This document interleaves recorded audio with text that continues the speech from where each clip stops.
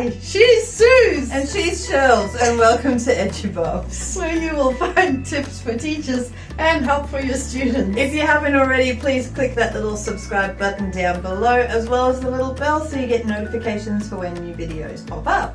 And remember that we're on all the socials. All the socials, links in the description box below, or you can look up at EduBofs or at EduBofs. So Shells, what are we talking about today? I was just thinking, Suze, Yeah? I don't remember you ever studying for exams. Excuse me? I studied real hard, thank you very much. So, how did you study? Well, that was a really long time ago. Let me think. I took a lot of notes Okay. out of the textbook.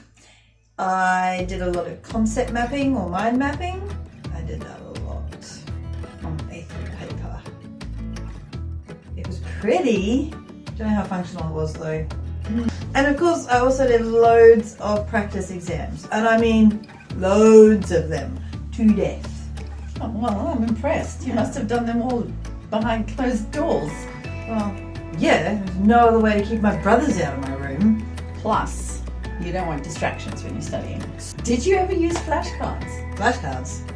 I don't think that was even a thing when I was at school. Yeah, what's it? Other than, like playing a card game when you're not meant to, but nope. Never used flashcards. Yeah. Of course not. I didn't use flashcards either, but I come from way back when. Yeah, you old man. I didn't. I have seen students use them though. Yeah, so do I actually. Especially come around exam time, I have seen them pull them out. But they seem very rote learning. They only seem to be about definitions, which is really, really good if you're only really looking at your C standard or your simple familiar standard questions. Yeah. But they don't really seem to help when it comes to applying that knowledge anywhere. Okay. So, is it something you'd advise your classes to use? well, I have read of a different way of doing flashcards that I probably would use more than just the definitions, and that is using our cognitive verbs. So if you teach in Queensland, you know that you should be teaching the kids about cognitive verbs. Shells, do you want to give us some examples of cognitive verbs? Well, the QCAA in QLD has a list of them and has definitions for them as well. Absolutely. So, for example, explain. Explain. Describe in more detail to reveal relevant facts. Describe how or why something happens or works. Explain. And I think it's important that students know the meanings of these words, otherwise when they appear in an exam situation, they don't actually know how to answer the question unless they know what's expected of them. That's right. And if you're not using these little babies in your learning goals, we've got a video coming up just for you. We have. So let's get back to the flashcards. Okay, Do you just stand there and go like, oh, contrast, that means, oh, I've forgotten, give an account of differences? See, that is exactly what students were doing, except they were doing them with definitions for words that they needed to know. That's okay. exactly what they were doing, just finding definitions, which is no good.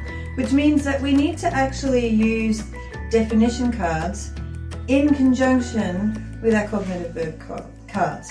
So basically what students can do is they can write out their definition cards. So they've got the word on the front. So we've got force here. My year 7s are learning about forces. And they've got the definition on the back. So a force is any interaction that when unopposed will change the motion of an object.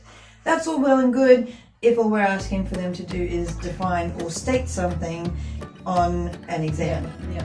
So we have those. But then we also have a pile of cognitive verbs with the instructions on how to use them on the back, and we use them in conjunction.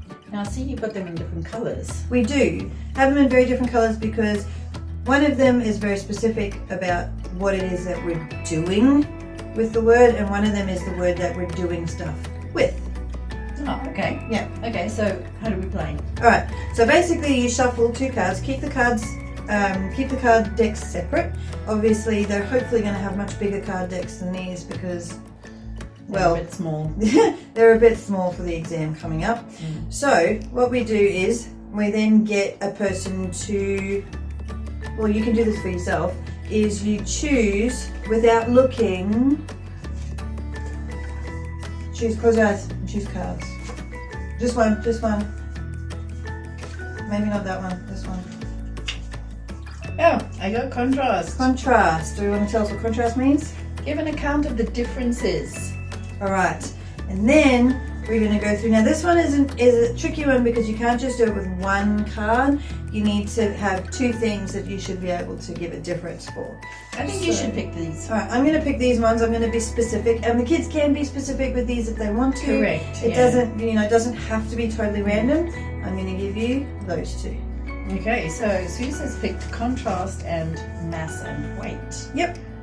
Then what do you do? So now you have to actually apply the cognitive verb to the words that you have been given. So you need to be able to explain the difference between, in this case, mass and rate.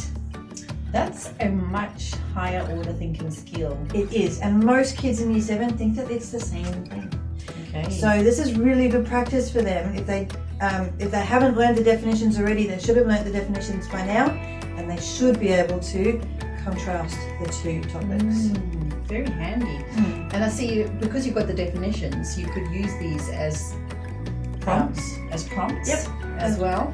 And I guess it's important for them to write or speak to I would improve retrieval. definitely get them to speak it out loud. Yeah. Instead of writing it down. Writing it down has been proven to help with memorization, but so is speaking it out loud, especially if they're working with a partner. Yeah.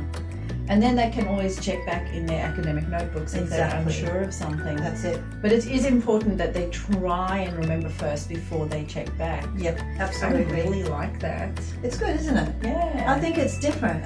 Very different to how I used to study. Yeah. And I think it's not going to be for every student, but I think a lot of students will definitely benefit from this. I'm just thinking of my senior students who take more than one science or more than one subject, but the cognitive verbs are the same for every single subject in Queensland. So you could make one pile of cognitive verbs that you use for all your subjects. That's it. And then you could have different colours for your different subjects if that helps you study. Absolutely. So you could have pink for chemistry and blue for biology and green for physics, if you're science buffs or anything like that. But then you only need that one set of cognitive verbs there. That's a set of cards you don't need to worry about making again and again. And these will not change. These cognitive verbs, until QCAA changes their mind, which I'm hoping is not going to be for a little while, these are not going to change year to year. No, they're so not. they can actually make them and use them for several years in a row. But the other great thing about the cognitive verbs is that even though these are particularly QCAA, they're found in Bloom's taxonomy. They're found in various other taxonomies of learning as well. Yep. And that's where they originated from. They came from Bloom's. Bloom's was the father of this stuff, really. Yeah. So it's nothing different to what we have been teaching them already anyway. It's just more specifically named. Yeah.